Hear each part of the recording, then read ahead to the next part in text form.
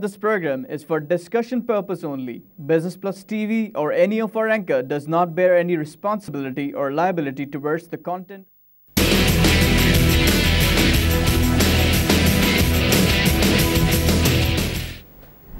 बिस्मिल्लाहिर्रहमानिर्रहीम। अस्सलाम वालेकुम नाज़रीन, कराची मरकज़ से मैं हूं आपका मेज़बान खलील अहमद। आप देख रहे हैं प्रोग्राम आप और कारोबार। सुबह सिंध का बजट सैटरडे को पेश हुआ। अब अगर हम सुबह सिंध की ओवरऑल तरक्की के हवाले से बात करें और ये बात करें कि जी सुबह सिंध में कौन से ऐसे इक़दाम अभी तक नहीं हमने देखे जो आने वाले फ़िस्कल ईयर में हम देख पाएंगे। ख़ास तौर पे अगर हम देखें तो अगले माली साल के लिए जो बजट पेश किया है सुबह सिंध ने, उसमें जो 4 प्रायोरिटी सेक्टर्स की उन्होंने बात की है, उसमें हम तालीम की बात कर रहे हैं, सेहत की बात कर रहे हैं और ख़ास तौर पे लॉ एंड ऑर्डर के हवाले से हम देख रहे हैं और फिर लोकल गवर्नमेंट के हवाले से। 4 वो सेक्टर्स हैं जिन पे फोकस रखने की अशद ज़रूरत है। एनुअल डेवलपमेंट प्लान की जब हम बात करते हैं, ऑफ कोर्स बहुत ज़्यादा पैसा चाहिए उसके लिए। हमारा इंफ्रास्ट्रक्चर बहुत ज़्यादा ख़राब है सुबह सिंध में। अगर हम सुबह सिंध के सबसे बड़े शहर कराची की बात करें तो यहाँ पे हालात ऐसे हैं कि शायद हम बयान नहीं कर सकते। चाहे वो गंदगी की बात करें, चाहे इंफ्रास्ट्रक्चर की बात करें, लॉ एंड ऑर्डर कंपैरेटिवली बेहतर है। और फिर अगर सुबह सिंध की दूसरे शहरों की बात करें तो वहाँ भी कुछ हालात एज सच इतने अच्छे नहीं हैं। बातें तो बहुत होती हैं लेकिन जो बजट एलोकेट होता है उसके खर्च होने के हवाले से भी काफ़ी बातें होती हैं कि जी एलोकेशन तो होगी, अब खर्च नहीं कर पा रही ये हुकूमत। क्या हिचेस हैं जिसकी वजह से ये तमाम मसाइल सामने आ रहे हैं। और ख़ास तौर पे फेडरल ट्रांसफर्स के हवाले से बात करें तो NFC अवार्ड ये 2010 में हमने देखा था, काफ़ी ज़्यादा गुफ्तगू हुई थी। 7th NFC award. अब उस पर अगर हम देखें तो जो डिवाइजेबल पूल था उसमें ऑफकोर्स ज़्यादा जो परसेंटेज की बात करें तो वो तो पॉपुलेशन अराउंड 83% के करीब जो अमाउंट एलोकेट होता है वो बेस्ड ऑन द पॉपुलेशन होता है। ऑफकोर्स इससे ये ज़ाहिर होता है कि जो ज़्यादा अमाउंट है वो तो सबसे बड़ा सूबा पंजाब है, वहाँ जाता है। लेकिन अगर हम सुबह सिंध की बात करें तो सुबह सिंध में भी जो अमाउंट एक्चुअली आता है उसके खर्च होने के हवाले से काफ़ी ज़्यादा सवाल आते हैं कि जी एलोकेशन होती है लेकिन वो खर्च क्यों नहीं हो पाता। अब अगर हम अगले माली साल के हवाले से बात करें कि कितना पैसा आएगा, फेडरल ट्रांसफ़र्स कितने होंगे, कोई 561 बिलियन रुपीज़, 561 अरब रुपए के ट्रांसफ़र्स होंगे। और अपने जो वसाइल हैं सुबह सिंध के उससे जो जनरेशन होगी वो तकरीबन 166 बिलियन रुपीज़ की होगी। एक अहम चीज़ कि सिंध सेल्स टैक्स की जब हम बात करते हैं तो Sindh sales tax on services की जो परसेंटेज थी वो 14% थी, 14% थी, उसको कम करके 13% कर दिया गया। क्या इससे कोई इम्पैक्ट आएगा कलेक्शन पे? बायलाज हम ये कहते हैं कि जी अगर आप रेट कम करेंगे तो कलेक्शन आपकी ज़्यादा होगी, ज़्यादा से ज़्यादा लोग इस चीज़ में मेरे विलिंगनेस की बात करते हैं कि विलिंगनेस होगी कि वो टैक्स दें। एजुकेशन के हवाले से, तालीम के हवाले से अक्सर बातें होती हैं कि सुबह सिंध का तालीमी निज़ाम ऐसा इतना अच्छा नहीं है। अब ये जो एलोकेशन हुई है इससे कितने ज़्यादा फ़ायदे होंगे और फिर ख़ास तौर पर हम जब बात करते हैं कि जी तवानाई का बहरान पूरे मुल्क में है। सुबह सिंध का जब बजट पेश किया जा रहा था हफ्ते के रोज़ तो उसमें 2-4 चीज़ें सामने आई जो काफ़ी ज़्यादा मुझे तो इनकरेजिंग लगी और बहुत अच्छी लगी। वो ये कि जी अगर हम बात करें कि विंड पावर के ज़रिए जो जनरेशन होनी चाहिए क्या वो हुई है नहीं। अभी तक अगर हम देखें तो जो चीज़ें सामने आई हैं कि तकरीबन अगर 300 मेगावाट की जनरेशन हो चुकी है, कुछ प्रोजेक्ट्स हैं जो कंप्लीट हो चुके हैं, 6 के करीब हैं। अगर 6 प्रोजेक्ट विंड पावर के कंप्लीट हो चुके हैं और 300 मेगावाट जनरेट हो रही तो वंडरफुल। और मज़ीद की बात की जा रही है कि विंड के ज़रिए तकरीबन 3500 मेगावाट नेशनल ग्रिड में आएगी in the days to come. Solar पे भी काम हो रहा है। ये तमाम चीज़ें हैं जो काफ़ी ज़्यादा हेल्प आउट करेंगे पाकिस्तान के। सूबा सिंध की अगर हम बात करें तो अनडाउटेडली इंडस्ट्री बहुत स्ट्रॉन्ग है और सूबा सिंध का सबसे बड़ा शहर कराची, यहाँ पे एनर्जी के मसाइल, तवानाई के मसाइल की वजह से जब भी हम सनअतकारों से बात करते हैं, कारोबारी हज़रात वो काफ़ी शिकायत करते हैं कि जी ना गैस की अवेलेबिलिटी, अगर गैस की अवेलेबिलिटी नहीं है, बिजली की अवेलेबिलिटी नहीं है, यूटिलिटीज़ का मसाइल बहुत ज़्यादा है, पानी की अवेलेबिलिटी नहीं है, तो हम आगे कैसे बढ़ेंगे। आने वाला माली साल कितनी ज़्यादा खुशखबरियाँ लाएगा ख़ास तौर पे बिज़नेस कम्युनिटी के लिए, इसी हवाले से बात करेंगे। आज हमें इस स्टूडियो में ज्वाइन किया है अहमद चुराई साहब ने, डायरेक्टर हैं पाकिस्तान स्टॉक एक्सचेंज के। अहमद साहब प्रोग्राम में खुशामदीद कहते हैं आपको। सबसे पहले जानना चाहेंगे कि बजट आपने सुना होगा, जो भी चीज़ें सामने आई, इतना जो हमने अक्सर हम बात करते हैं 869 बिलियन रुपीज़ का जो ये आउटले है, इसको देखें तो इसमें हमें जो ज़्यादा बेसिकली प्रेफरेंस लगती है 4 सेक्टर्स की। आप समझते हैं कि इन सेक्टर्स को प्रायोरिटाइज़ करके हुकूमत सिंध आने वाले माली साल में सूबे के रहने वाले लोगों के लिए काफ़ी ज़्यादा खुशहाली का बायस बनेगी? बिस्मिल्लाहिर्रहमानिर्रहीम। देखिए जो 4 सेक्टर्स में को अहमियत दी गई है, बिलाशुबा वो इम्पॉर्टेंट सेक्टर्स हैं और उनको अहमियत दी जानी चाहिए थी, जिसमें लॉ एंड ऑर्डर भी शामिल है, तालीम शामिल है, सेहत शामिल है और लोकल बॉडीज़ शामिल है। ये चारों सेक्टर्स जो हैं मैं समझता हूँ कराची के अवाम के लिए, पूरे सिंध के अवाम के लिए बड़ी अहमियत के हामिल हैं। इसके अलावा भी बाकी सेक्टर्स पे जो है वो काम होना चाहिए था। मेरा ख्याल है थोड़ा थोड़ा काम सब पे हुआ है, लेकिन सबसे बड़ी बात यह है कि जब हम कराची की बात करते हैं तो कराची मैं समझता हूँ कि जितना भी आउटले है उसमें सबसे ज़्यादा जो जनरेटिंग इनकम है वो कराची से ही आती है। और मैं समझता हूँ कि कराची के बजट को और ज़्यादा जो है वो बेहतर तरीके से लाना चाहिए था, और ज़्यादा इसमें इन्फ्लो आना चाहिए था, और इसके अलोकेशन जो है वो ज़्यादा होनी चाहिए थी। रहा सवाल लॉ एंड ऑर्डर के ऊपर, लॉ एंड ऑर्डर के ऊपर जो है वो 73 से 82 अरब पे हम पहुँच गए हैं, और ये खुशाइंद बात भी है कि हमें न सिर्फ अपनी ह्यूमन रिसोर्स को बढ़ाना है बल्कि हमारी जो टेक्निकल कैपेबिलिटीज़ हैं उसको भी बढ़ाना है। और उसको बढ़ाने के लिए आई एम श्योर इस पूरे आउटले के अंदर जो है वो मुख्तलिफ सेक्शंस रखे गए होंगे, और एक सबसे बड़ा अहम सेक्शन ये है कि तकरीबन 20,000 जो है वो नई भर्तियाँ जो हैं वो पुलिस में लाई जा रही हैं, और इससे जो एक मैन पावर शॉर्टेज है, ह्यूमन रिसोर्स शॉर्टेज है, उसको काफ़ी हद तक जो है वो इस कमी को पूरा करने में मदद मिलेगी। और मैं समझता हूँ बतदरीज आने वाले सालों में इसमें अगर इसी तरह इजाफा होता रहा तो हम इसमें एक बड़ी जिसको कहते हैं कि बहुत ज़्यादा जो है वो तरक्की देख सकते हैं, और जो लॉ एंड ऑर्डर के लिए हमेशा शॉर्टेज की बात होती है उसमें कमी हो जाएगी। इसके बाद तालीम की बात आई तो एक अच्छा खासा बजट उस पर एलोकेट किया गया है, एक प्रायोरिटी दे दी गई है, लेकिन कराची के स्कूलों की अगर हालत ज़ार देख लें, जो गवर्नमेंट स्कूल्स हैं, तो हमें काफ़ी इसमें जो है वो अभी इन्वेस्टमेंट भी करना है, ना सिर्फ ह्यूमन रिसोर्स वाइज बल्कि इंफ्रास्ट्रक्चर वाइज भी, और उसको बेहतर बनाने में काफ़ी जो है वो उसमें काम करना पड़ेगा।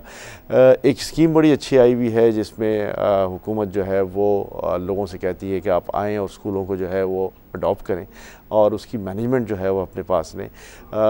कुछ स्कूल जो हैं वो लोगों ने लेने भी शुरू कर दिए हैं, उनकी हालत बेहतर भी हो गई है। Federation of Pakistan chamber of commerce का जो एक एग्रीमेंट था पेरिस सिटी गवर्नमेंट के साथ, उसके तहत कराची के जो 3,500 के करीब के स्कूल्स थे उसको वो टेक केयर कर रहे थे। उन्होंने स्कूलों में काफ़ी काम भी किया है, मैं भी उसका एक अहम मेंबर रहा हूँ, और मैं समझता हूँ जितना ज़्यादा प्राइवेट सेक्टर को इस एजुकेशन के कॉज में इन्वॉल्व करेंगे उसमें हालात बतदरीज बेहतर होंगे। इसके बाद हम आते हैं सेहत के शोबे पर। सेहत का शोबा जो है वो मैं ये समझता हूँ कि अगर हम सिर्फ कराची की ही बात कर लें तो शायद 70 to 80% जो है वो प्राइवेट सेक्टर ने ये ज़िम्मेदारी अपने ऊपर ले ली है। मुख्तलिफ़ इंस्टीट्यूशंस जो कराची में हैं, जिसमें इंडस हॉस्पिटल है, SIUT है, दूसरे बड़े इदारे हैं, उसमें काफ़ी हद तक गवर्नमेंट का एक जो बोझ है उसको प्राइवेट सेक्टर उठा रहा है। लेकिन मैं समझता हूँ कि गवर्नमेंट को अपना इसमें एक अहम रोल अदा करना चाहिए। होना ये चाहिए था कि ये रिवर्स होता, कि 70-30 होता, और हम समझते हैं कि गवर्नमेंट ने जो इस पर तवज्जो देनी शुरू की है वो आगे इसके अच्छे दूरस नताइज मरतब होंगे। चौथी बात जब हम करते हैं लोकल गवर्नमेंट्स की, कराची की सफाई देख लें, पूरे सिंध में सफाई की हालत देख लें, पानी का निज़ाम देख लें, सैनिटेशन का निज़ाम देख लें, तो ये निज़ाम पूरा तितर बितर हुआ है। किसी को नहीं पता कि कौन क्या कर रहा है। रोज़ाना जो है वो लोगों के मुजाहरे हो रहे हैं, गंदगी के ढेर लगे हुए हैं, और सड़कों की जो हालत देखें तो उसमें मैं समझता हूँ कि पिछले कई सालों से सड़कों में कोई मरम्मत नहीं हुई। नई सड़कें तो दरकिनार, ये सड़कें भी जो है वो मरम्मत नहीं की जा रही। गवर्नमेंट का ये अच्छा इक़दाम है कि उन्होंने इस पर तवज्जो देने की बात की है, लेकिन मैं समझता हूँ कि जितनी जल्दी ये बल्दियाती निज़ाम जो है वो इन प्लेस आ जाएगा, जो अब इंशाल्लाह उम्मीद है कि जून के एंड तक आ जाना चाहिए, तो इसमें हालात जो हैं वो मज़ीद बेहतर होंगे। जो मुंतखब अवामी नुमाइंदे हैं, चाहे उनके ताल्लुक़ किसी भी सियासी जमात से हो, वो अपना एक रोल अदा करें, और न सिर्फ इस शहर को बल्कि पूरे सूबे को जो है उसकी हालत को बेहतर बनाने में एक अपना फ़ाल रोल अदा करें। तो ये वक्त के साथ साथ होगा। मुराद अली शाह साहब एक काबिल फाइनेंस मिनिस्टर हैं, मैं समझता हूँ कि वो काफ़ी ज़हीन आदमी हैं। उन्होंने जो आउटले दिया है उसमें कोशिश की है कि डेवलपमेंट की बात की जाए, लेकिन फिर जब मैं डेवलपमेंट की बात करता हूँ तो सिंध की डेवलपमेंट के लिए जो बजट मुख्तस किया गया है वो मैं समझता हूँ बहुत कम है। उसमें जो है वो ज़्यादा जो है वो फोकस होना चाहिए था। और फिर हमारा इन्हिसार जो है वो फेडरल के ऊपर बहुत ज़्यादा है। आपने खुद ही बताया कि 882 अरब में से जो है वो 500 समथिंग अरब जो है वो गवर्नमेंट से फेडरल गवर्नमेंट से आ रहा है और बाकी 1.6 के करीब जो है वो हमारा अपना रेवेन्यू जनरेशन है। तो सिंध को जो है वो अपने वसाइल को मज़ीद बेहतर बनाने के लिए मज़ीद इक़दाम करने की ज़रूरत है। इसका मतलब ये नहीं कि लोगों को टैक्स किया जाए, बल्कि उन एरियाज़ पे काम किया जाए जहाँ से रेवेन्यू जनरेट हो सकता है। अच्छा, अगर वन बाय वन हम डिस्कस करें, सबसे पहले अगर हम बात करें कि जी पुलिस में भर्तियाँ, शहर कराची की अगर बात करें, अगर 30,000 एहलकार हैं यहाँ पे, 2.5 करोड़ की आबादी है, कंपेरेटिवली अनडाउटेडली जब भी बात करते हैं एक आम आदमी से शहर कराची में आप बात कर लें तो बड़े खुश नज़र आते हैं कि जी रेंजर्स की कार्रवाइयों के बाद हालात बहुत बेहतर हैं। ये आम आदमी की परसेप्शन है, ये मेरी परसेप्शन नहीं, या आपकी मैं परसेप्शन की बात नहीं कर रहा, आम आदमी की बात कर रहा हूँ कि जी बड़े खुश नज़र आते हैं कि जी बहुत अच्छे हालात हो गए कंपैरेटिवली। अब शहर कराची में जब हम बात करते हैं पुलिस एहलकारों की, तो इतने बड़े शहर के लिए सिर्फ 30,000 पुलिस एहलकार, वो भी फिर ज़्यादातर जो है अगर वो सरकारी जो हमारे बड़े हैं, हमारे आका हैं, उनकी जो सिक्योरिटी है वो ज़ाहिर है हमसे ज़्यादा अहम है। उनकी सिक्योरिटी पे अगर वो तैनात होंगे तो ज़ाहिर है हमारे और आपके लिए फिर बड़े मसाइल होंगे, फिर हम सिक्योरिटी गार्ड वगैरह अपॉइंट करते रहेंगे in the days to come also. ये बताएं कि ये जो इक़दाम है ख़ास तौर पे कि जी 50,000 नौकरियां दी जाएंगी आने वाले माली साल में, और उसमें 20,000 नए पुलिस एहलकार तैनात किए जाएंगे, अपॉइंट किए जाएंगे। I think it's a very very wonderful step, लेकिन इसमें ट्रांसपेरेंसी और इन चीज़ों के लिए ज़ाहिर है काफ़ी काम करने की ज़रूरत है। देखिए, आप वजह फरमाया, इसमें जब हम मेरिट की बात करेंगे, जब इसमें हम प्रॉपर क्राइटेरिया की बात करेंगे, फिट एंड प्रॉपर क्राइटेरिया, तो उसमें एक बड़ा मैं समझता हूँ टाइट कंट्रोल के साथ चलना पड़ेगा और पूरे सूबे से जो है वो लोगों को मौका फराहम करना पड़ेगा कि वो जो मेरिट पर आता है, जो फिट एंड प्रॉपर क्राइटेरिया में आता है, वो भर्ती हो और इस शहर और इस कौम की खिदमत करे, इस सूबे की खिदमत करे। और इसमें जब आपने बात की अमन व अमान के हवाले से, तो मैं समझता हूँ कि पिछले सालों के फ़िगर्स और इस साल के फ़िगर्स जो हैं वो इस बात का मुँह बोलता सबूत हैं कि हालात जो हैं वो काफ़ी बेहतर हुए हैं। रेंजर्स ने अपना एक बड़ा ड्यू रोल अदा किया है। यहाँ हम पुलिस को भी क्रेडिट देना चाहेंगे कि उसने भी एक अपना बड़ा ड्यू रोल अदा किया है और एक जॉइंट एफर्ट के साथ जो है वो इस शहर में जराइम का जो है वो ख़ात्मा हुआ है। जब जराइम के हम ख़ात्मे की बात करते हैं तो जब आप कारोबारी सूरत हाल देखें तो कराची में कारोबारी सूरत हाल में काफ़ी बेहतरी हुई है और उसका बड़ा सबसे वाज़ेह सबूत जो है वो हमारी प्रॉपर्टी प्राइस एस्केलेशन है। प्रॉपर्टी प्राइस ऐसे एस्केलेट नहीं होती, इस तरह एस्केलेट होती है कि लोग कोशिश करते हैं कि यार इस शहर में अमन व अमान है तो हम यहाँ आ जाएं, तो फिर अपने लिए वो प्रॉपर्टी तलाश करते हैं। जब प्रॉपर्टी तलाश करते हैं तो मार्केट में जो है वो एक एक्टिविटी जनरेट हो जाती है। अच्छा, जो रियल स्टेट इंडस्ट्री है, मैं समझता हूँ बहुत बड़ी एम्प्लॉयमेंट भी देता है, बहुत सारे इकोनॉमिकल कंडीशंस जो हैं उसकी वजह से बेहतर होने शुरू हो जाते हैं। फिर प्रॉपर्टी प्राइसेस का बढ़ना, लोगों का इंटरेस्ट यहाँ आना, वो लोगों का इंटरेस्ट जो पाकिस्तान के अलावा दुबई में और दूसरी मलेशिया में और दूसरी जगहों पे था, उसको पलट के पाकिस्तान वापस आना और बिलखुसूस कराची आना, ये एक बड़ी खुशाइंद बात है। तो ये जब ही हो सकता है जब रीजन में स्टेबिलिटी हो जाए। तो हमारे पास स्टेबिलिटी है। मैं समझता हूँ कि रेंजर्स और पुलिस काबिल तहसीन हैं, काबिल मुबारकबाद हैं कि उन्होंने एक अच्छा काम करके प्रॉपर प्लानिंग के साथ इस शहर में और मज़ीद काम करने की ज़रूरत है। ज़ाहिर है, देखें, इट्स नॉट एन एंड। ये जब बात करते हैं कि जो ऑपरेशन कब तक जारी रहेगा, तो मैं कहता हूँ जी हम उसके ऑपरेशन की बात ना करें, हम ये तो एक मुसलसल अमर है कि लॉ एंड ऑर्डर मेंटेन करना ज़ाहिर है लॉ एनफोर्समेंट एजेंसीज की ज़िम्मेदारी है और वो ज़िम्मेदारी को बखूबी सर अंजाम देते रहेंगे। और जब इन्होंने पॉलिटिकल इन्फ्लुएंस के बगैर काम किया, जब इन्होंने जो है वो तमाम चीज़ों को बालाए ताक रख दिया और बिल्कुल इंसाफ के तकाज़ों को पूरा करते हुए आगे बढ़े, अक्रॉस द बोर्ड किया, अक्रॉस द बोर्ड अकाउंटेबिलिटी की बात आई, तो हम ये सूरत हाल देख रहे हैं। तो ये सूरत हाल मुल्क के लिए भी बहुत बेहतर है, सूबे के लिए भी बहुत बेहतर है, शहर के लिए भी बहुत बेहतर है।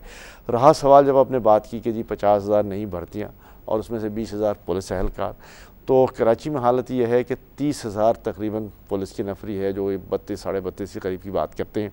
उसमें से 12,000 डॉक्यूमेंटेड फिगर है जो प्राइवेट सिक्योरिटी पर मामूर है और 6 से 7,000 जो है वो ट्रैफिक पे मामूर हैं, 6-7 हज़ार ज़ाहिर है दूसरे एडमिनिस्ट्रेटिव अमूर पे भी होते हैं। तो हम थानों में और सड़कों पे सिर्फ 5-6 हज़ार पुलिस की फ़ोर्स देखते हैं जो शहर के 112 थाने के लिए 24 घंटे के लिए किसी सूरत में भी काफ़ी नहीं है, कहीं भी दुनिया में ये एवरेज नहीं आता।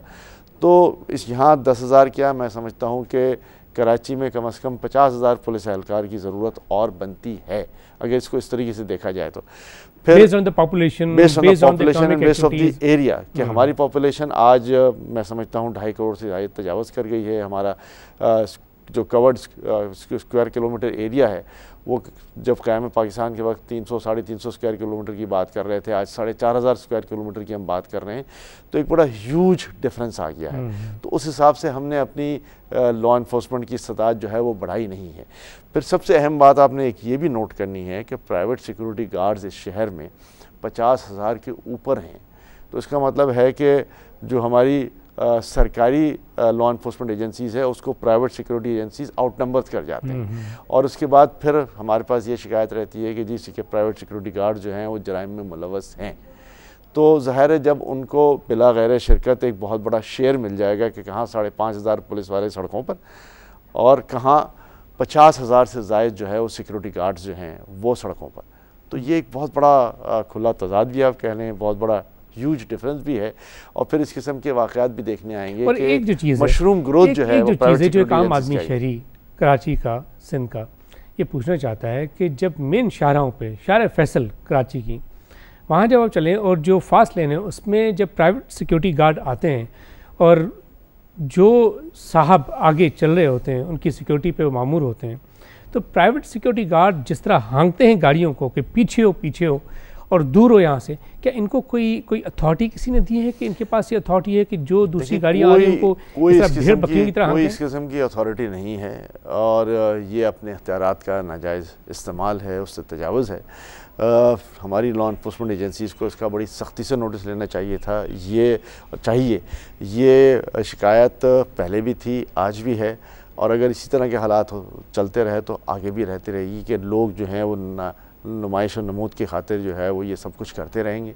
और जो मैं समझता हूँ कि जिसकी ये सिक्योरिटी कर रहे हैं उसको ये सोचना चाहिए कि उसके सिक्योरिटी, प्राइवेट सिक्योरिटी गार्ड की वजह से लोगों को क्या तकलीफ़ हो रही है और क्या रिएक्शन वो दे रहे हैं। तो ये मेरा ख़्याल है कि हमारी लॉ इन्फोर्समेंट एजेंसीज़ की तरफ से प्राइवेट सिक्योरिटी एसोसिएशन को ये तंबीह भी जानी चाहिए और उनको समझाना चाहिए कि अपने गार्ड्स को ये ट्रेन करें कि पब्लिक का एहतराम करें, लिहाज करें, और उनका काम सिर्फ अपने क्लाइंट की सिक्योरिटी है। उनका काम ये नहीं है कि लोगों को जो है वो डराएं धमकाएं, उनको वहाँ से भगाएं या उनको आगे जो है वो पहले खुद जाने की कोशिश करें, ये उनका काम है। अच्छा, इन एडिशन टू दैट ये बताइएगा कि अगर हम बजट का अहाता करें तो हमें बड़ी एक अच्छी चीज़ नज़र आती है, दैट इज़ कि जी तालीम को लगता है कि इस दफ़ा बहुत ज़्यादा तवज्जो दी गई है। अब अल्लाह करे कि तवज्जो मरकूज़ रहे और अल्लाह करे कि जो पैसा एलोकेट किया गया है वो ख़र्च हो और उससे अल्लाह करे कि हमें नतीजा भी सामने नज़र आए। ये बताइए कि अगर हम बात करें कि जी जो एलोकेशन हुई है ख़ास तौर पे तालीम के हवाले से कि जी 160.7 अरब रुपए की एलोकेशन होगी, और साथ ही साथ ये कि जी ओवरऑल जब हम एम्प्लॉयमेंट जनरेशन की बात करते हैं तो तकरीबन 10,000 लोग तालीम के शोबे में अपॉइंट किए जाएंगे। अब चाहे वो टीचर्स हों या जो ऑफ कोर्स दूसरे लोग चाहिए होते हैं, एडमिनिस्ट्रेटिव स्टाफ चाहिए होता है। शहर कराची में अगर हम देखें, जो इतना बड़ा शहर है, वहाँ पे अगर स्कूलों की हालत देखें, सरकारी स्कूलों की, और ख़ास तौर पे उन स्कूलों की जो डाउनटाउन में नहीं है, आउटस्कर्ट्स में जाके आप देखें, क्योंकि शहर तो बहुत बड़ा है, वहाँ जाके देखें तो वहाँ तो टीचर्स भी नहीं आते हैं। जब टीचर नहीं आते ऑफकोर्स बच्चे भी नहीं आते। और ख़ास तौर पे शहर कराची में अगर आप देखें तो जो बॉयज़ कॉलेजेस हैं, गवर्नमेंट बॉयज़ कॉलेजेस हैं, उसमें मेरा अपना ज़ाती एक्सपीरियंस है कि बॉयज़ कॉलेजेस में अटेंडेंस ना होने के बराबर होती है, सिवाय 1-2 कॉलेजेस के। गर्ल्स कॉलेजेस में फिर भी आपको अटेंडेंस नजर आती है, लेकिन बॉयज़ कॉलेजेस में अटेंडेंस ही नहीं होती, बच्चे आते ही नहीं हैं। ये मेरा अपना ज़ाती एक्सपीरियंस है, ये मैं एक्सपेरिमेंट कर चुका हूँ। कराची के गवर्नमेंट कॉलेजेस की बात कर रहा हूँ, जो गवर्नमेंट कॉलेजेस चला रही है जिसमें जो सिर्फ बॉयज़ के लिए। तो ये, और दूसरा फिर सिंध के दूसरे शहरों के हवाले से भी इन इकदाम को आप समझते हैं, सराहते हैं कि ये बेहतर इकदाम हैं कि जी नए लोग अपॉइंट किए जाएंगे? फंड्स एलोकेट करना जो है वो अच्छी बात है, हम तो ज़ाहिर उसको सराहेंगे कि जी ज़्यादा से ज़्यादा पैसे तालीम पर खर्च हो रहे हैं। जहाँ तक इंडक्शन की बात है तो ज़ाहिर है इंडक्शन की भी ज़रूरत है, बच्चे कहीं ज़्यादा हैं कहीं कम हैं। मैं जो सबसे ज़्यादा इसमें पॉइंट देना चाहूँगा कि इसको प्रॉपर्ली मैनेज करने की पहले हम बात करें। हमारे पास प्राइवेट स्कूल के जो सरकारी स्कूल्स हैं उनके रिसोर्सेज मौजूद हैं, सरकारी कॉलेजेस के रिसोर्सेज मौजूद हैं, हमने उसकी मुनसिफाना जो है वो मैनेजमेंट नहीं की, और उस मुनसिफाना मैनेजमेंट ना होने की वजह से हालत ज़ार ये है। I think that is the thing which we need to look at. और नाज़रीन, उम्मीद तो ये करते हैं कि अब जो आने वाला साल है उसमें कुछ बेहतरी होगी। हमारी गुफ्तगू जारी है, वक्त का ब्रेक का साथ रहिएगा।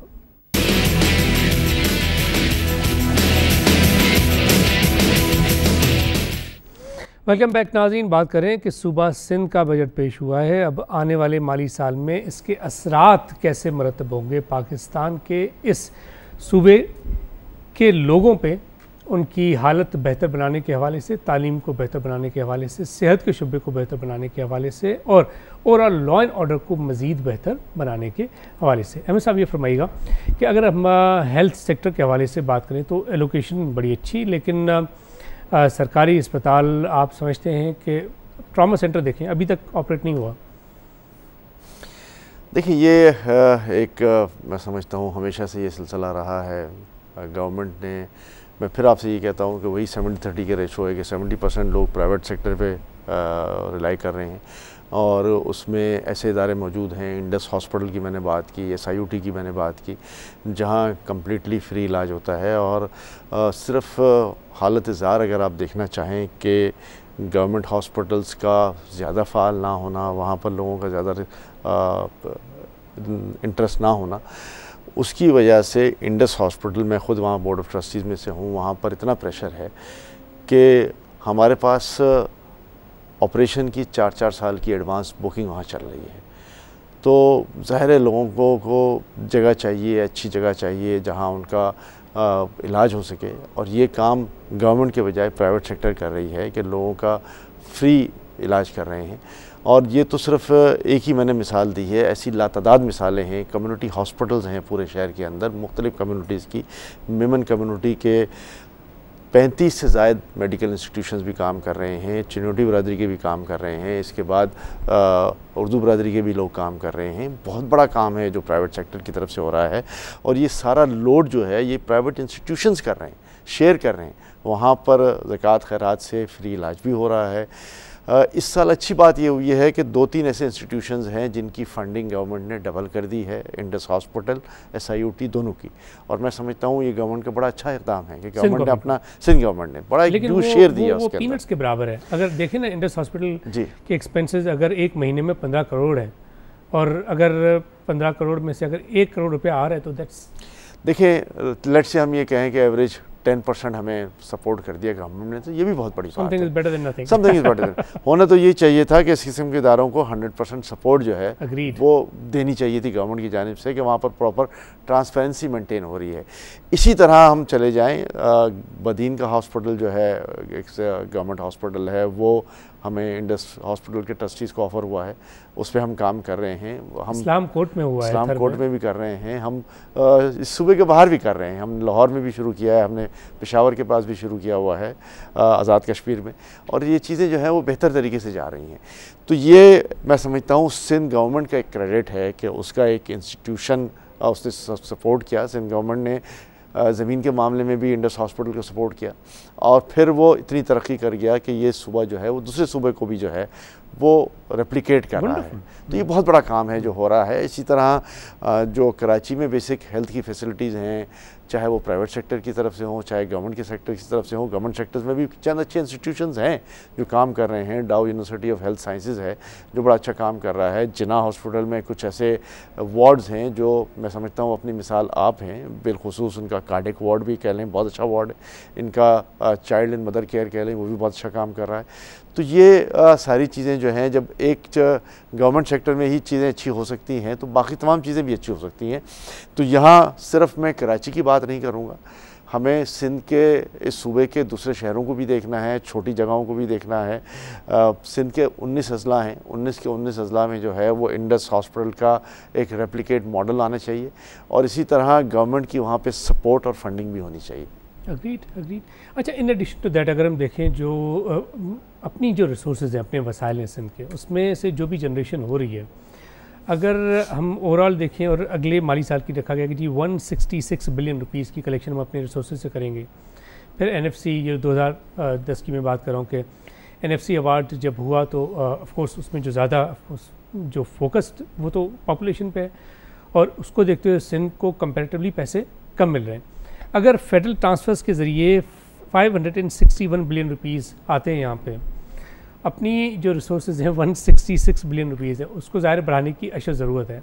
फिर Sindh sales tax on services की बात करें तो जो 14% था उस पर काफ़ी यहाँ जिनसे भी बात करता था यार 14% ये जुल्म है हमारे ऊपर। अब उसको अगर 13% कर दिया गया है, क्या ये डिमांड पे किया गया है आपके ख्याल में? क्योंकि ज़ाहिर आपका भी ताल्लुक बिज़नेस कम्युनिटी से, डिमांड पे किया गया है या आप समझते हैं कि इसको रेशनलाइज़ किया गया और इसको मज़ीद रेशनलाइज़ किया जाना चाहिए? देखिए, मैं समझता हूँ यहाँ पर एक बहुत बड़ी एनोमली है। जहाँ सूबों का इख्तियार दे दिया गया था सेल टैक्स की वसूली का, वहाँ पर फेडरल भी जो है वो साथ साथ ये काम कर रही है और इसमें एक कॉन्फ्लिक्ट आ रहा है। बहुत सारे ऐसे इंस्टीट्यूशंस हैं, मैं कराची स्टॉक एक्सचेंज की बात करूँगा, पाकिस्तान स्टॉक एक्सचेंज की बात करूँगा, कि वहाँ पर भी इसके ख़िलाफ़ मेंबर्स ने जो है वो स्टे ले लिया है और ये एनोमलीज़ जो हैं वो चल रही हैं, उनको बेहतर बनाने की ज़रूरत है। लास्ट ईयर 73 बिलियन की कलेक्शन थी, इस साल 82 बिलियन की कलेक्शन हो रही है और अगले साल उसकी 100 बिलियन की बातें कर रहे हैं।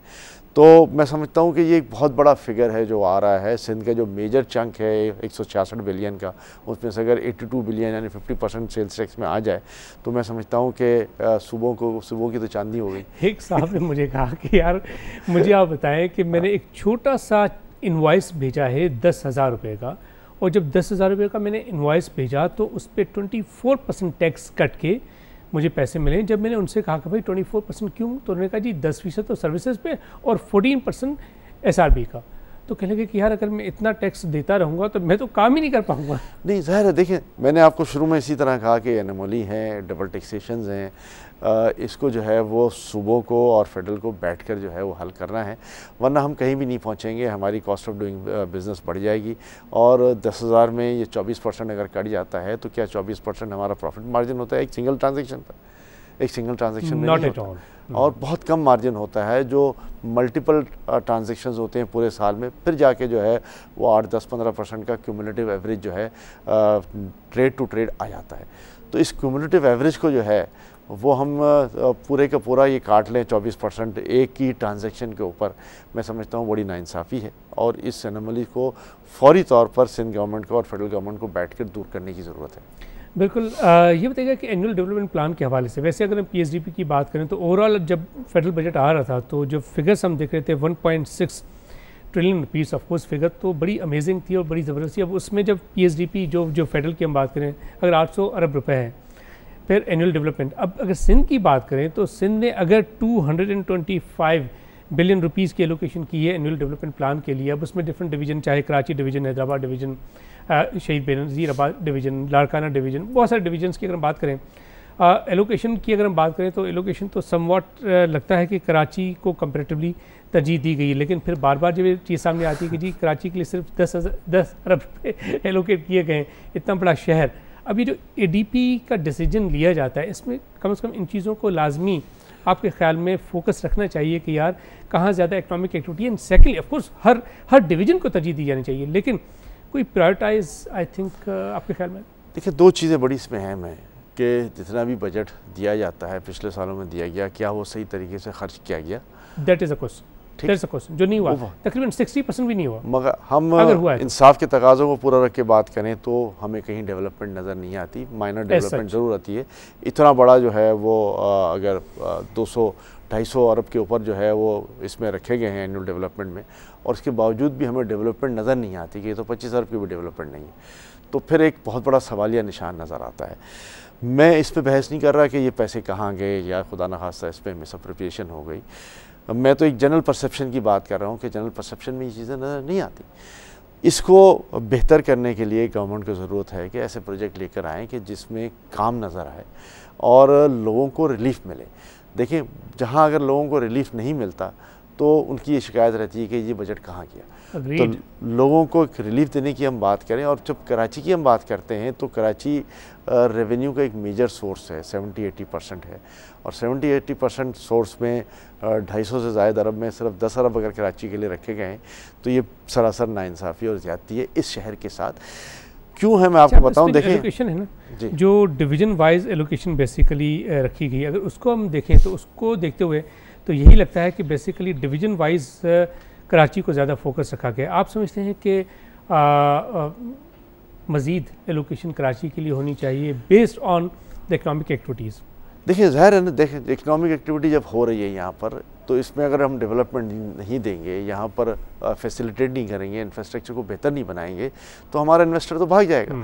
अच्छा, साइमल्टेनियसली मैं ये भी इस बात की भी एडवोकेसी करता हूँ कि हमें दूसरे जोन्स भी बनाने चाहिए। हमें कराची के अलावा दूसरे शहरों पे भी फोकस करना चाहिए, उनके इंफ्रास्ट्रक्चर को बेहतर करना चाहिए, इसलिए कि कराची ओवर कैपेसिटी हो गया है।